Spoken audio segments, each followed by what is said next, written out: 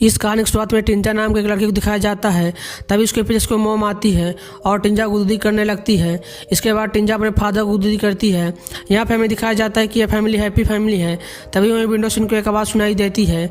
टिंजा जब उसे चेक करने जाती है तब उसको पता चलता है कि वहाँ पर क्रो है। जब वो विंडो खोलती है तब वो क्रो अंदर आ जाता है और इनके ग्लास डेकोरेशन को तोड़ने लगता है और टिंजा के फादर और उसके भाई उसे पकड़ने की कोशिश करते हैं। जब वो फ्लोर पे आता है तो टिंजा कपड़े डालती है और उसे पकड़ लेती है। वो अपने मॉम से पूछती है इसके साथ क्या करना चाहिए। उसके मदर उसको गर्दन पकड़ती हैं और उसे दबाकर मार देती हैं। यह देखकर टिंजा बहुत परेशान हो गई। उसे उसको की टेंशन हो रही थी और फिर वो अपने मदर के ऑर्डर पर उसको को बाहर लेकर जाती है और डस्टबिन में फेंक देती है। तभी वो डस्टबिन को बंद करके जब अंदर जा रही थी तब इस बात को नोटिस नहीं करती कि अभी भी वो क्रो जिंदा है और अभी भी वो फड़फड़ा रहा था। फिर इसके बाद रात का सीन दिखाया जाता है जहाँ पर टिंजा की मदर अपने बेटों को सुलाने के लिए गाना गा रही थी। उनका बेटा बार बार कह रहा था कि यह गाना आप ऊंची आवाज़ में गाएं। फिर हम टिंजा को देखते हैं जो अपने मदर के पास आती है और वो खुद भी गाना गाना शुरू कर देती है। फिर कुछ देर बाद टिंजा सोने चली जाती है। जब सो रही थी तभी उसे एक अजीब सी आवाज़ सुनाई देती है। एक्चुअली में उसी क्रो की आवाज़ थी जिसको उसकी मदर ने मार दिया था। यह जाकर डस्टबिन में उस क्रो को देखना चाहती थी जो सुबह उनके घर में आया था, मगर जब जाकर डस्टबिन में देखती है तो वो क्रो डस्टबिन में नहीं था। वो उस आवाज़ के पीछे जंगल में चली जाती है।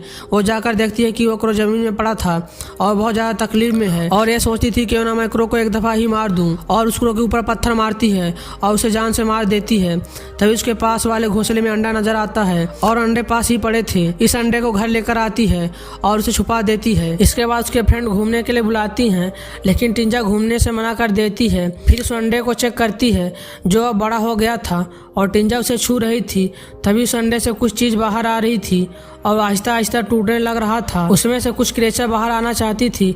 टिंजा बहुत ज़्यादा डर जाती है और वो फौरन कवर्ड में जाकर छुप जाती है और कवर्ड में छुप कर देखती है तो पता चलता है कि उस अंडे से बहुत बड़ी चिड़िया निकलती है और वह चिड़िया कुछ देर में रूम से बाहर निकल जाती है और वो बाहर जाने से पहले कवर्ड में देखती है जिससे कि टिंजा बहुत ज़्यादा डर जाती है।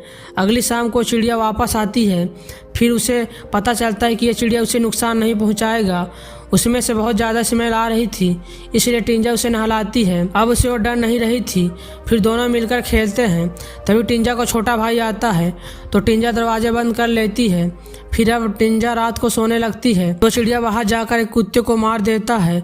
उसके बाद बेड के पास सुला देता है क्योंकि वह कुत्ता बहुत देर तक आवाज़ कर रहा था। अब टिंजा जागती है तो चिड़िया उसके ऊपर होती है और टिंजा उस कुत्ते को डेड बॉडी देखती है तो हैरान हो जाती है और बहुत ज़्यादा परेशान हो जाती है।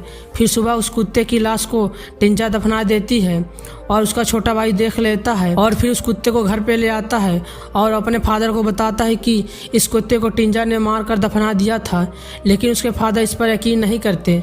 फिर एक रात को हम देखते हैं कि चिड़िया टिंजा का ड्रेस पहनकर अलमारी के बाहर आती है। तभी टिंजा का छोटा भाई देख लेता है और वो डर कर अपने मॉम के रूम में चला जाता है। फिर ये चिड़िया टिंजा के मॉम के रूम में चला जाता है और उनका हाथ पकड़ लेता है, लेकिन वो सो रही थी। जब वो उठती हैं तो उनके आसपास तो कोई भी चीज़ नहीं होती मगर उनके हाथ पर कुछ लुकेट लगा होता है। अब यह डर जाती हैं। फिर शाम को जब टिंजा सो रही थी तब वह चिड़िया इंसानी रूम में होकर आती है और सोने लगती है।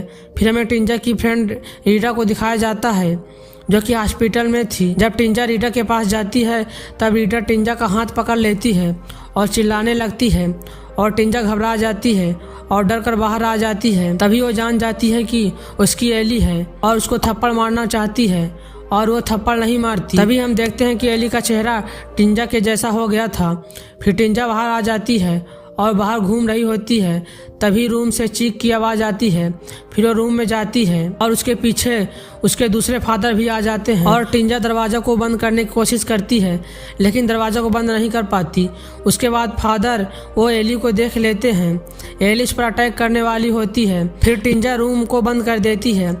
फिर टिंजा के दूसरे फादर के बच्चे को एली मारने जाती है लेकिन नहीं मार पाती क्योंकि टिंजा के फादर आ जाते हैं और एली रूम से भाग जाती है। मगर उसके फादर अब भी समझ रहे थे कि यह टिंजा है लेकिन वह एली थी।